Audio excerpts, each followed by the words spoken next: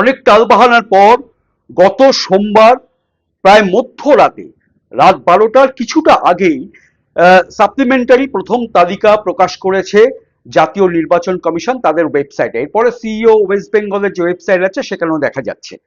কিন্তু এই সাপ্লিমেন্টারি তালিকা প্রকাশের পরে নির্বাচন কমিশন কিন্তু সেই অর্থে কোনো ধরনের তথ্য দিতে নারাজ, যে কত সংখ্যক মানুষের নাম আপলোড করা হলো, কত সংখ্যক মানুষের নাম বাদ গেল।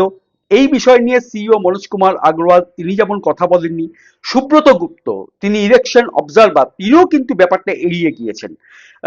এবং সেখানে যেটা নির্বাচন কমিশন সূত্রে উঠে আসছে যে 10 লক্ষের মতো মানুষের নাম আপলোড করা হয়েছে প্রথম তালিকায়, প্রথম সাপ্লিমেন্টারি তালিকায়।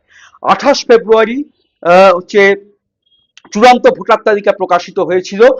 তারপরে 60 লক্ষের বেশি মানুষ যাদের নাম বিচারাধীন অবস্থায় বা তালিকায় চলে যায়, তাদের মধ্যে কতজন ভোট দিতে পারবেন এই 2026 সালের বিধানসভা নির্বাচন, সেটা নিয়ে সবচেয়ে বড় প্রশ্ন।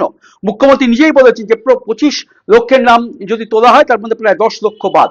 এই তথ্যের জেরেই আমি বলছি যে নির্বাচন কমিশন সূত্রে যে খবর পাওয়া যাচ্ছে যে 10 লক্ষের মতো মানুষের নাম প্রথম সাপ্লিমেন্টারি তালিকায় তোলা হয়েছে, কিন্তু তার মধ্যে 30% বেশি মানুষের নাম বাদ গেছে। 30% বেশি মানুষের নাম বাদ গেছে। এখানে কিন্তু বলা যায় যে যাদের নাম বাদ গেছে তারা ট্রাইব্যুনালে অ্যাপিল করতে পারবেন। ইতিমধ্যে আদালত সেটা বলে দিয়েছে, নির্দিষ্ট নথি দিয়ে অ্যাপিল করে সেটা যদি যাচাইতে উত্তীর্ণ হয় তার নাম চূড়ান্ত ভোটার তালিকায় যুক্ত হবে। এরপরে বলা যায় যে এই যে 30% না, বুথ ভিত্তিক ভাবে তালিকা প্রকাশের কথা ছিল, 80,000-এর বেশি বুথ, সেখানে মাত্র 40,000-এর অর্থাৎ 50% বুথের তালিকা প্রকাশিত হয়েছে। 40,000-এর কিছুটা বেশি তালিকা বুথ ভিত্তিক ভাবে প্রকাশিত হয়েছে প্রথম তালিকায়, অর্থাৎ সাপ্লিমেন্টারি প্রথম তালিকায়। শুক্রবার করে তালিকা প্রকাশ করার একটা বিষয় রয়েছে, সেকেন্ড তালিকা শুক্রবার, চলতি সপ্তাহে শুক্রবার প্রকাশ হবে এই ধরনের।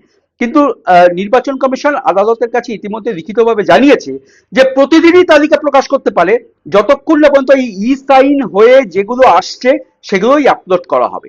ফলে সিইও যে বারবার এড়িয়ে যাচ্ছেন, সুব্রত গুপ্ত এড়িয়ে যাচ্ছেন। এখানে কিন্তু খবর হচ্ছে নির্বাচন কমিশন সূত্রে যে 10 লক্ষের মতো মানুষের নাম প্রথম সাপ্লিমেন্টারি তালিকায় তোলা হয়েছে, যার মধ্যে 30%-এর বেশি মানুষের নাম বাদ গিয়েছে, এমনটাই কিন্তু খবর রয়েছে নির্বাচন কমিশন সূত্রে। জয় চক্রবর্তী, বাংলা জাগো, কলকাতা।